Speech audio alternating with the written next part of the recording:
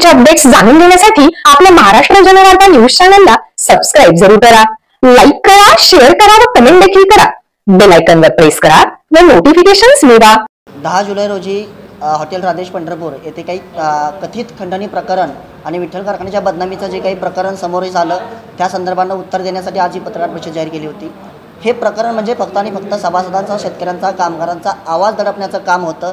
सामान्य शेतकऱ्यांची प्रश्न विचारण्याची जी कुवत आहे, ताकद आहे, ती मोडीत काढण्याचा हा प्रयत्न होता। त्यामुळे निश्चित या माध्यमातून सांगू इच्छितोय की सत्तेला शेतकऱ्यांच्या पोराचं भय निर्माण होणं गरजेचं आहे। भय कशा अर्थानं तर शेतकऱ्यांच्या पोरांनी प्रश्न विचारल्यानंतर उत्तरं द्यावी लागतील, त्यांच्यावरती खोटे गुन्हे दाखल केले म्हणून प्रश्न विचारायचे आम्ही थांबणार नाही आणि त्यांची उत्तरं घेतल्याशिवाय आम्ही माघार घेणार नाही। कुठल्याही प्रकारे शेतकऱ्याच्या पोरांच्या मनगटातली ताकद हिरावण्याचं आणि संस्था बळकावण्याचे तुमचे जे प्रयत्न आहेत ते हाणून पाडू म्हणून आज पुन्हा एकदा या ठिकाणी मैदानात उतरून लोकांच्या समोर मी माझ्या प्रश्नाची नैतिकतेने उत्तरं दिलेली आहेत। आता चेअरमन यांनी त्यांची नैतिकता स्वीकारून सभासदांनी, शेतकऱ्यांनी आणि आम्ही विचारलेल्या प्रत्येक प्रश्नाचं उत्तर द्यावं अशी आमची मागणी आहे।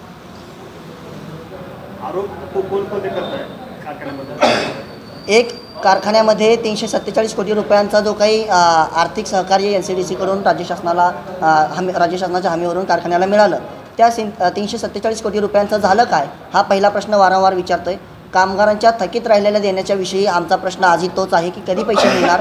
तिसरी सगळ्यात महत्त्वाची गोष्ट आहे, कोट्यावधी रुपयांचा अपहार हा बोगस ऊस गाळपाच्या माध्यमातून झाला। त्याच्यातील मुख्य आरोपीवरती आजही कुठल्याही प्रकारची कारवाई केली गेली नाही। कारखाना प्रशासनानं तो प्रकार दाबण्याचा प्रयत्न केला, कारण त्याच्यामध्ये चेअरमन यांच्या जवळचाच व्यक्ती निकटवर्तीय सहभागी असल्यामुळं हे प्रकरण दडपण्यात आलं।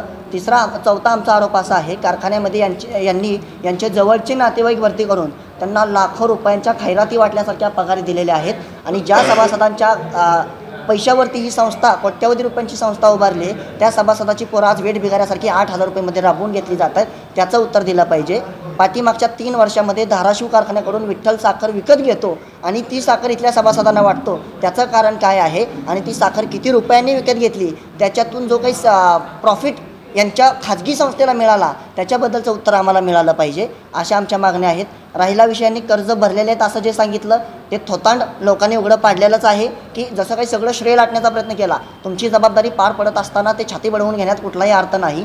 ती तुमची जबाबदारी आहे, कर्तव्य आहे, कर्ज भरलंच पाहिजे आणि ते तुम्हाला भरायलाच लावू हा आमचा सभासदांचा स्टँड आहे, भूमिका आहे। परंतु हे करत असताना काही वाहन वाहतूकदार असतील, सभासद असतील, त्यांच्या ठेवीमधून बँकांनी कर्ज खात्यामध्ये पैसे परस्पर वर्ग करून घेतलेले आहेत।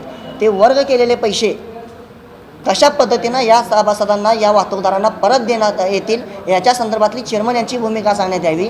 आणि एक शेवटचं सांगतो, मला ज्यावेळी उपोषणापासून थांबवण्यासाठी दमदाटी केली गेली, धमकावलं गेलं, आमिष दाखवली गेली, पण मी विकला गेलो नाही म्हणून माझ्यावरती ही गुन्हा दाखल करून मला बदनाम करण्याचं षडयंत्र रचलं गेलं, त्यावेळी चेअरमन यांनी एक वाक्य वापरलं की या कामगारांना कोर्टातून पैसे घ्यायला जाऊ द्या, श्रद्धांजली वाहिल्याशिवाय कामगारांना 1 रुपया मिळू देत नाही। आणि हे वाक्य फक्त माझ्यापाशीच नाही तर साखर आयुक्तांसमोर जी बैठक झाली त्यावेळीसुद्धा त्यांनी उच्चारलेला आहे। त्यामुळं ज्या कामगारांच्या भरोशावरती, ज्या कामगारांच्या ताकदीवरती आपण सत्ता मिळवली, आज त्या कामगारांना श्रद्धांजली वाहण्याची भाषा तुम्ही करताय, हे नैतिकतेला धरून नाही। ज्यावेळी संस्था उभारली त्या संस्थेपासून आजपर्यंत कामगार तिथंच आहेत, नेतृत्व आणि चेअरमन मात्र अर्धा डझन झालेले आहेत।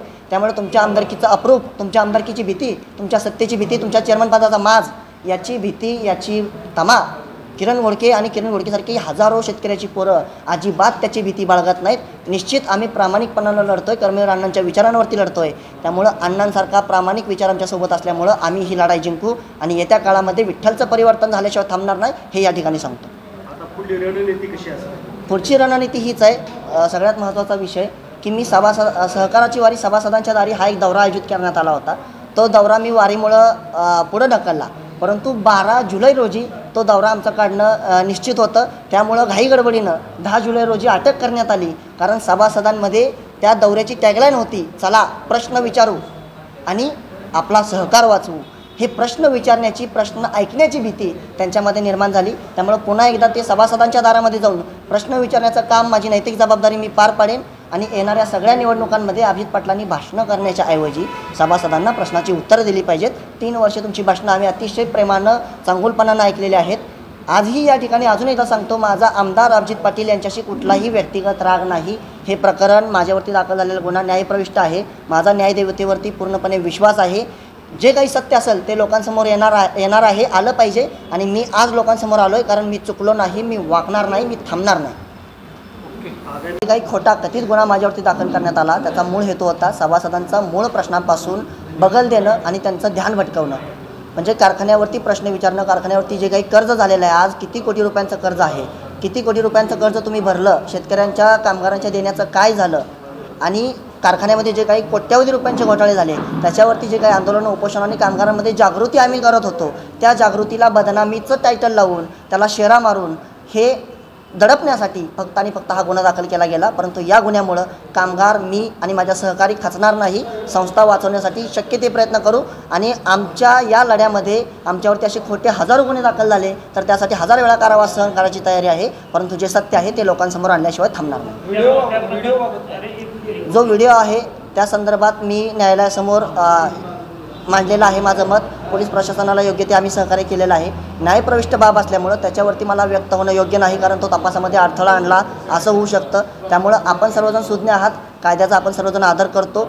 त्यामुळं हे मुद्दे मी तुमच्यासमोर मगाशी सांगितले की व्हिडिओ असेल, ऑडिओ असेल, मी तिथं का गेलो, बॅग का उचलली, हे बरेच प्रश्न संशय निर्माण केले. त्या सगळ्याची उत्तरं मी सन्माननीय न्यायालयासमोर दिलेली आहेत आणि त्या सगळ्या बाबी स्वीकारूनच सन्माननीय न्यायालयाने मला जामीन मंजूर केलेला आहे.